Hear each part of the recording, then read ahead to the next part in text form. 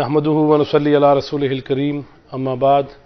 फ़इन्न खैरल हदीस किताबुल्लाह व खैरल हदी हदी मुहम्मदिन सल्लल्लाहु अलैहि वसल्लम वमा अर्सलनाका इल्ला रहमतल लिल आलमीन लक़द कान लकुम फ़ी रसूलिल्लाहि उस्वतुन हसना। अल्लाह के आखिरी पैगंबर पयाम्बर आला अरफा और पूरी दुनिया में सबसे अजीम शख्सियत इमामुल अंबिया खतीबुल अंबिया कायदुल अंबिया जनाब मुहम्मदुर रसूलुल्लाह सल्लल्लाहु अलैहि वसल्लम का यौम विलादत और उनकी याद में मुख्तलिफ महाफिल का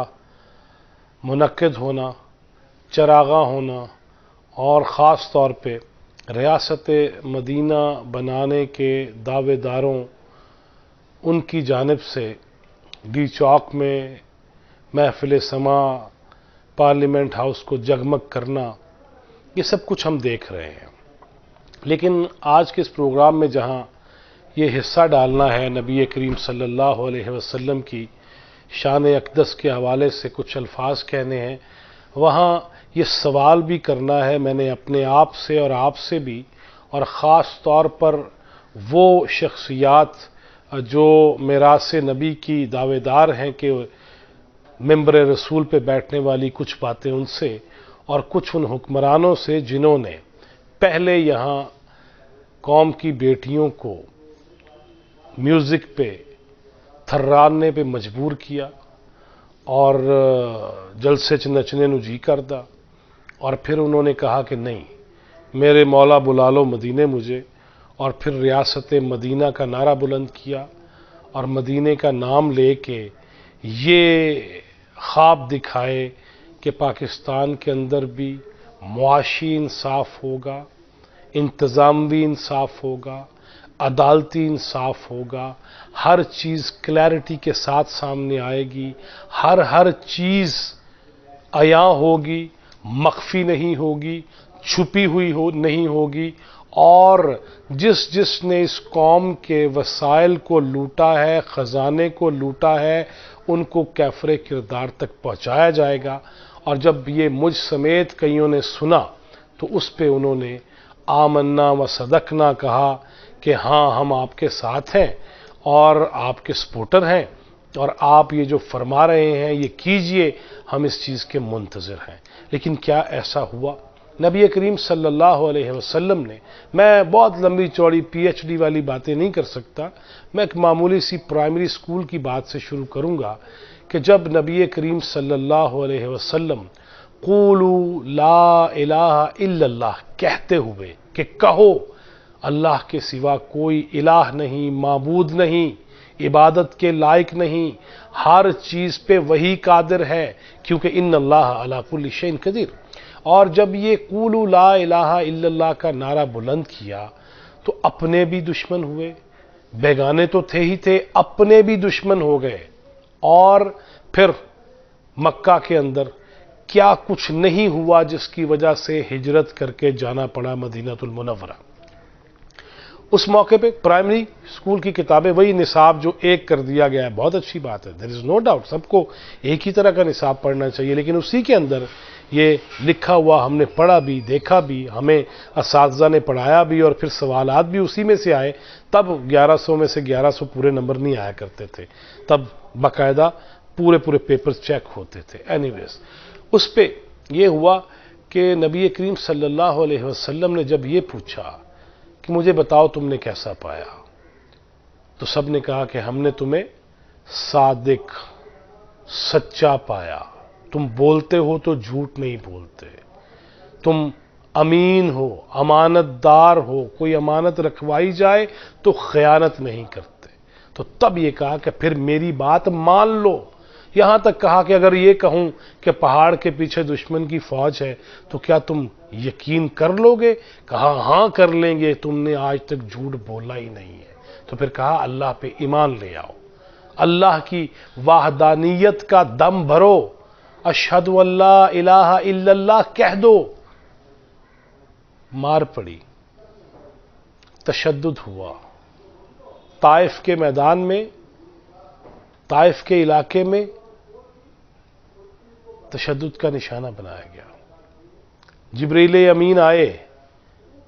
کہ اللہ نے کہا ہے جناب رسول اللہ آپ کہیں تو دو پہاڑوں کے درمیان ان کو مسل کے رکھ دیں، کچل کے رکھ دیں۔ تو کیا کہا؟ اللہم اہدی قومی فإنہم لا یعلمون۔ وہ نبی، وہ عظیم پیغمبر، فدا ہو امی و ابی، میرے ماں باپ، میری اولاد، جن پہ قربان، جن کے جوتوں کی خاک پہ قربان، اس نبی کا مقام مرتبہ جو اللہ نے دی بتا دیا، ورفعنا لک ذکرک، ہم اس کا نام لے کے چراغاں کر رہے ہیں، قوالیاں، سب کچھ ہو رہا ہے، لیکن حالات حاضرہ کے تحت کیا موجودہ جو حکمران ہیں ان سے سوال پوچھنے کی جرت نہیں ہونی چاہیے؟ کیا ان سے یہ نہیں پوچھا جا سکتا کہ اگر ریاست مدینہ کے اندر جس کا آپ حوالہ دیتے ہیں اس میں اگر نبی کریم صلی اللہ علیہ وسلم کسی سردار کی بیٹی کی سفارش آنے پہ یہ کہہ سکتے ہیں کہ یہ فاطمہ نہیں، لو ان فاطمہ بنت محمد سرقت لقطعت یدہا، اور اس فاطمہ کی بات کرتے ہو، اگر فاطمہ محمد کی بیٹی بھی چوری کرے گی تو اس کے ہاتھ کاٹ دیے جائیں گے، یہ کہا گیا نا۔ لیکن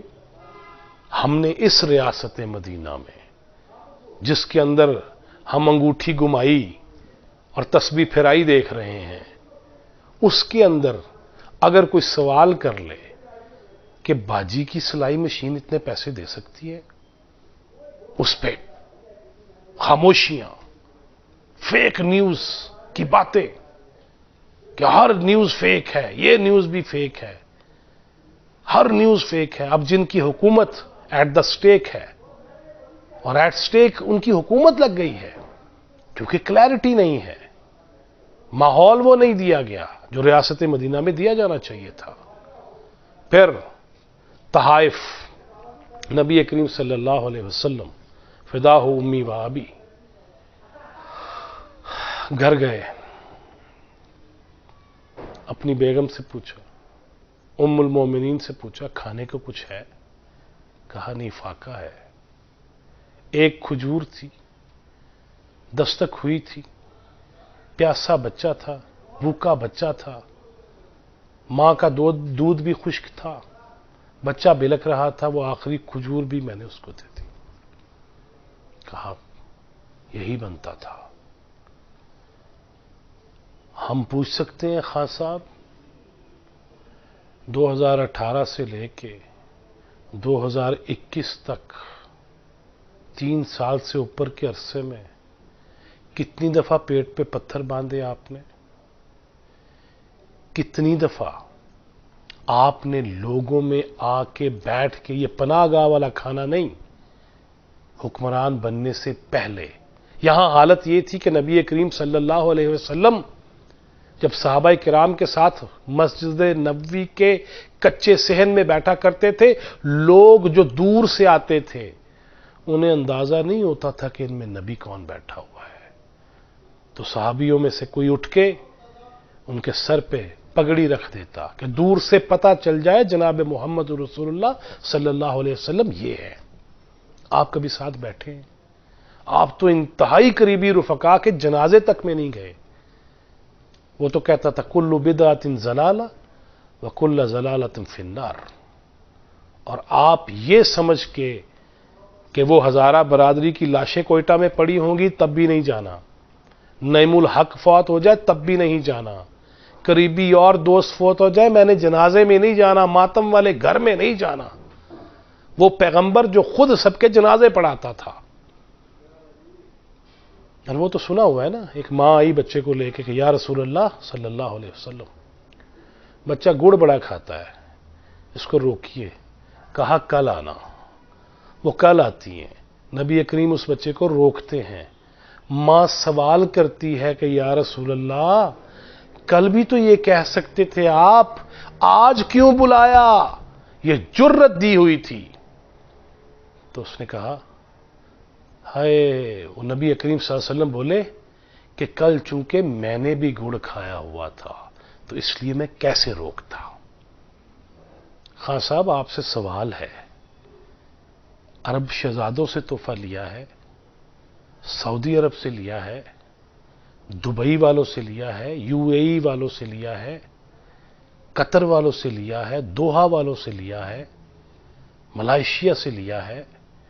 کہاں سے تحفہ لیا ہے؟ وڈا تحفہ کروڑوں والا کسی اور کو بیچ دیا، کسی اور کو دے دیا؟ وہ تو بتا دیجئے، وہ تو فرما دیجئے، وہ تو کہہ دیجئے۔ چراغاں کرنے سے معاملہ حل نہیں ہوگا، اور ایک دن منا لینے سے حل نہیں ہوگا، چند گھنٹے لگا دینے سے معاملہ حل نہیں ہوگا۔ معاملہ اسی صورت حل ہوگا کہ جب اس سارے اس دستور کو دیکھا جائے گا اور ساری ان چیزوں کو دیکھا جائے گا جن کی طرف جناب محمد رسول اللہ صلی اللہ علیہ وسلم نے یہ فرمایا ہے کہ میں تمہارے درمیان دو چیزیں چھوڑ کے جا رہا ہوں، ترکت فیکم امرین لن تضلوا ما تمسکتم بہما، کتاب اللہ و سنت رسولہ۔ خان صاحب پہلے اپنی تلاشی دیں گے تو ریاست مدینہ بنے گی، خود دے دیں گے تو ایک مثال بن جائیں گے، اور تلاشی لینے والوں نے لے لی تو ایک نکتہ ہی ہے نا، محرم سے مجرم کر دیتا ہے۔ اب صرف محرم کے چکروں میں آپ ساری زندگی نہیں گزار سکتے، مجرم بنتے دیر نہیں لگتی۔ لہذا نبی کریم صلی اللہ علیہ وسلم کا نام لینے والے جتنے بھی شخصیات ہیں ان کو اپنے گریبان میں اس لیے جھانکنا چاہیے کہ نبی کریم صلی اللہ علیہ وسلم نے روز قیامت جب یہ پوچھ لیا، شاف محشر ہیں لیکن جو فرائض ہیں ان کا بھی پوچھا جائے گا۔ پوچھ لیا کہ خان صاحب میرا نام لے کے اقتدار میں آئے تھے، بڑے روحانی ہو گئے تھے، تو کیا کیا؟ کن بدعات کو چھوڑا، کن فرائض کو، کن سنتوں کو پکڑا، اور کیا اس ملک کے غریب لوگوں کو، مزدوروں کو جو خواب دکھائے تھے وہ پورے کیے؟ خان صاحب روز قیامت جہاں آپ شفاعت کے امیدوار ہوں گے وہاں کچھ ہم جیسے مقدمہ چلانے والے بھی ہوں گے، کیونکہ آپ نے جھوٹ بولا۔ ضیاء الحق نے اسلام کا نام لیا، جھوٹ بولا، آپ نے بھی بولا اور جھوٹ بولا۔ ان بطش ربک لشدید، معاملہ بہت دور تک جائے گا۔ اللہ تعالی ہمیں نبی اکرم صلی اللہ علیہ وسلم کے اسوہ پہ چلنے کی توفیق دے، اور ان کی شان اقدس کے لیے مر مٹنے کے جو جذبے ہمارے ہیں ان میں مزید حرارت پیدا کرے۔ تاجدار ختم نبوت زندہ باد، اور اللہ تعالی ہمیں ان کے کہے ہوئے فرمائے ہوئے تمام تر راستوں پہ چلنے کی توفیق دے۔ اور جو سازشیں، خان صاحب یہ بھی ذہن میں رکھیے گا، اگر یہ مبینہ الزام ہیں تو یہ بھی روز قیامت آپ سے بڑی بڑی شخصیات پوچھیں گی، مقدمہ دائر کریں گی کہ ختم نبوت پہ ڈاکہ ڈالنے والوں کو تم نے اپنے اتنے قریب کیوں رکھا؟ اگر کوئی ہے اس کو نکال باہر کرو، وگرنہ یہ ایک نیا کیس ہے، کیونکہ قرآن پاک ہو یا نبی اکرم صلی اللہ علیہ وسلم کا اپنا فرمان ہو کہ انا خاتم النبیین لا نبی بعدی۔ مقدمے بہت پارے نے خان صاحب، اللہ آپ کو راہ ہدایت پہ لے کے آئے، اور اپنی کہی ہوئی غلط باتوں پہ معافی مانگ لو۔ یو ٹرن ہوتے ہیں وہ روڈ پہ ہوتے ہیں، وزیر اعظم ہاؤس یا وزیر اعظم کی زبان کے یو ٹرن نہیں ہونے چاہیے، وگرنہ ثابت کر دو کہ جس ریاست مدینہ کا حوالہ دیتے ہو وہاں پہ بھی یو ٹرن ہوا کرتے تھے۔ اللہ ہمارے حال پہ رحم کرے، ہمیں آسانیاں تقسیم کرنے والا بنائے۔ جواد فیضی کو اجازت دیجیے۔